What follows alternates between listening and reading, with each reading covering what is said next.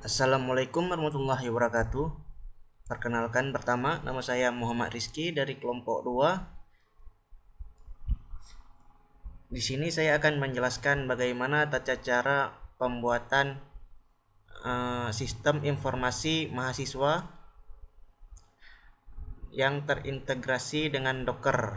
Sebelum kita bahas lebih lanjut cara pembuatannya, pertama pertama atau terlebih dahulu kita harus menginstal dulu yang namanya Docker.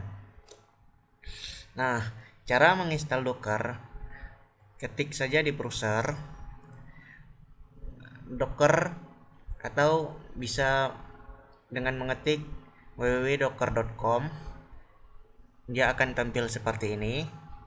Nah, di bawah sini ada keterangan, ada tulisan download yang dimana bisa kita download untuk MacBook, Windows, sama Linux. Tekan aja kalau kalian memang membutuhkannya sistem operasinya Windows, klik aja yang Windows. Jika yang MacBook, klik MacBook. Jika yang sistem operasinya Linux, klik Linux. Jika sudah, maka selanjutnya yaitu kita menginstal WSL. Kenapa emang kita harus menginstal WSL? Kalau tanpa WSL, Docker tidak akan berjalan. Kenapa begitu? Docker ini sebenarnya berbasis Linux ya. Jadi kita akan melihat dulu WSL-nya. Caranya kita bisa masuk ke terminal command prompt atau bisa kita bilang terminal.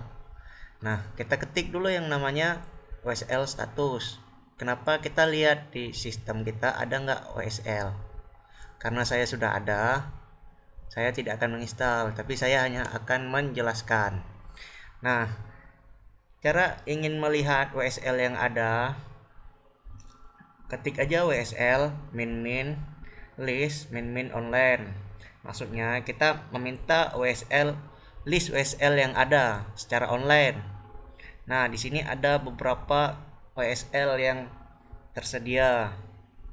Nah, di sini kalian bisa langsung menginstalnya dengan cara WSL min install dan pilih apa yang mau diambil. Misalnya Debian. Copy saja.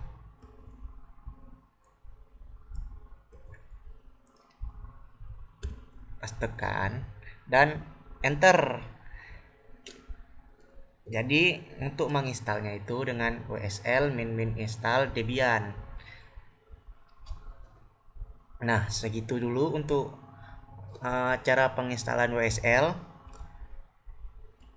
Jika sudah, maka lanjut menginstal si Dockernya. Dijamin jika sudah ada WSL, install Dockernya jadi aman dan tidak akan error, atau biasanya tertulis di situ engine stopped.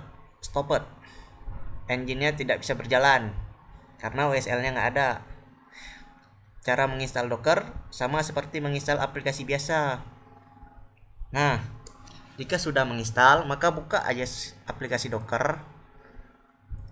Ya, tampilannya akan seperti ini, yang dimana si Docker akan ada kontainer sama image. Nah, ini yang kita perlukan nanti untuk pembuatan sistem web, sistem informasi mahasiswa.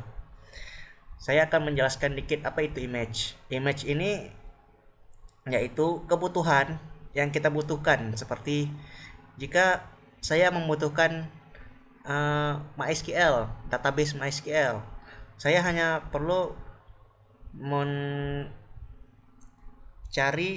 yang namanya MySQL, atau saya perlu PHP MyAdmin. Nah, saya akan mencarinya. Nah, jika sudah kita buat yang kita butuhkan, dia akan dimasukkan ke dalam satu kontainer. Nah, kontainer ini gunanya itu berarti secara tidak langsung kontainer ini terdiri dari beberapa image. Nah, kurang lebih seperti itu penjelasan dari Docker. Nah, selanjutnya sebelum kita melanjutkan pembuatan sistem informasi mahasiswa, pertama kita masuk dulu ke VS Code-nya. Karena Docker-nya sudah jalan ini, kita masuk saja ke VS Code.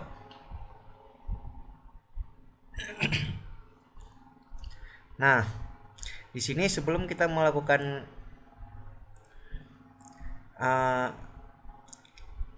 sesuatu yang terlibat di sistem informasi, nah pertama terlebih dahulu kita pertama kita harus membuat file yang namanya Docker Compose. Emang apa isi dalam Docker Compose? Nah, Docker Compose itu berisi kebutuhan-kebutuhan yang kita butuhkan untuk sistem informasi, web sistem informasi kita tadi. Di sini version 308, ini apa maksudnya? Ini versinya itu 308 yang dimana portnya itu di 8080, dan untuk databasenya itu dengan nama DB, nama databasenya mahasiswa, usernya DB user, dan passwordnya DB password. Nah, di DB itu apa isinya gitu kan? Di DB itu ada image, yang pertama image MySQL, karena kan di project sistem informasi ini kita membutuhkan yang namanya kami menggunakan database. Nah, database yang kami gunakan yaitu MySQL. Nah, ini untuk selanjutnya untuk root passwordnya itu root password. Nah, nama database dari sistem informasi mahasiswa ini namanya mahasiswa DB, dengan usernya DB user dan passwordnya DB password. Jika sudah, nah selanjutnya kita akan mengambil lagi yang namanya image PHP My Admin dengan di port 8081. Jadi database kita konfigurasi di port 8081 dengan limitnya 120 MB. Jika sudah kita buat Docker Compose, maka selanjutnya yang kita buat itu adalah Docker file. Kenapa Docker file? Karena kita menggunakan PHP membutuhkan yang namanya Apache. Atau bisa kita kenal dengan web server Apache. Di sini kita akan melakukan penginstalan yang kita butuhkan untuk menginstal Apache, serta kita akan menginstal yang namanya MySQL. Karena kita install MySQL, otomatis MySQL ini tidak terbaca dia. Jadi harus kita install manual di Docker file.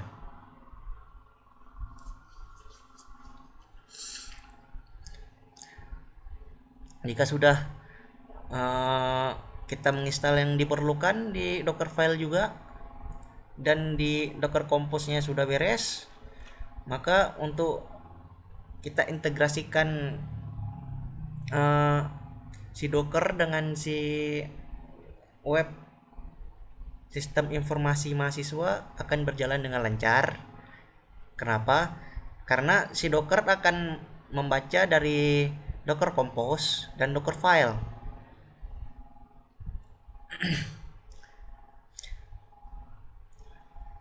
Dikarenakan Docker Compose dah ada dan Docker file dah ada,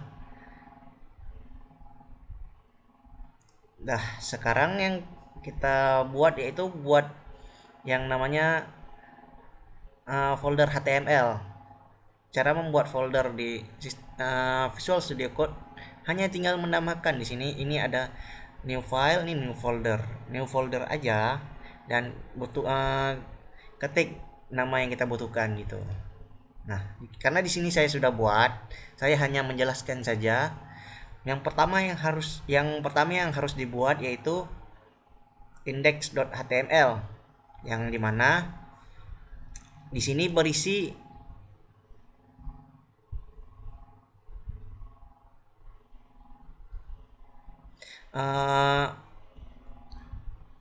tampilan awal dari website kita.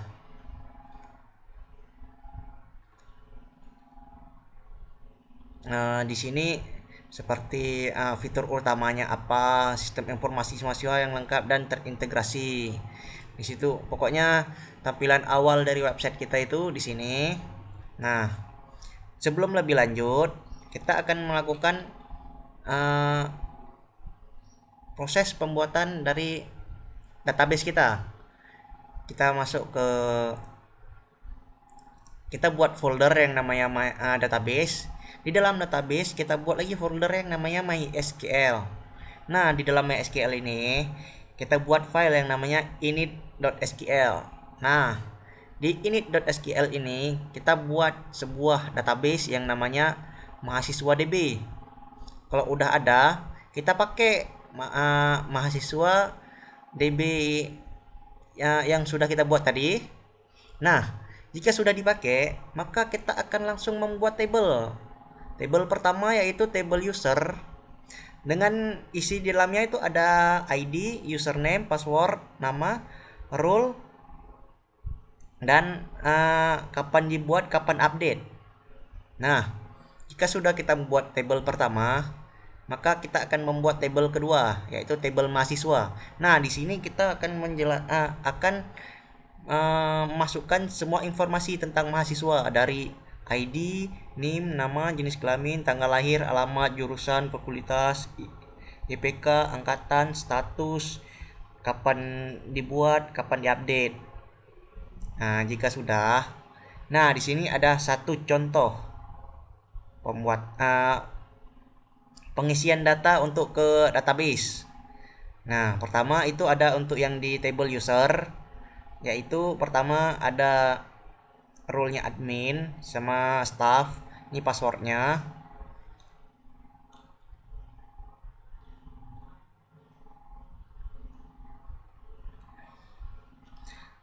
Oh, mohon maaf. Pertama itu ada yang namanya username. Username-nya itu admin.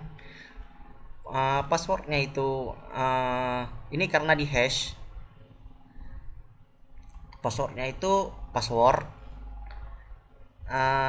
Dan namanya itu administrator, rule-nya itu admin. Nah, kurang lebih begitu. Sedangkan kalau mahasiswa juga sama dengan insert into nama tablenya.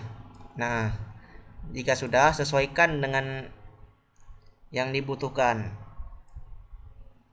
Yang pertama di sini ada name, nama, jenis kelamin, tanggal lahir, alamat, fakultas, IPK, jurusan, status, angkatan, seperti itu. Jika sudah kita konfigurasi, maka konfigurasi database untuk sistem informasi sudah selesai. Videonya hanya sampai di sini. Akan saya lanjutkan di video selanjutnya. Terima kasih. Assalamualaikum warahmatullahi wabarakatuh.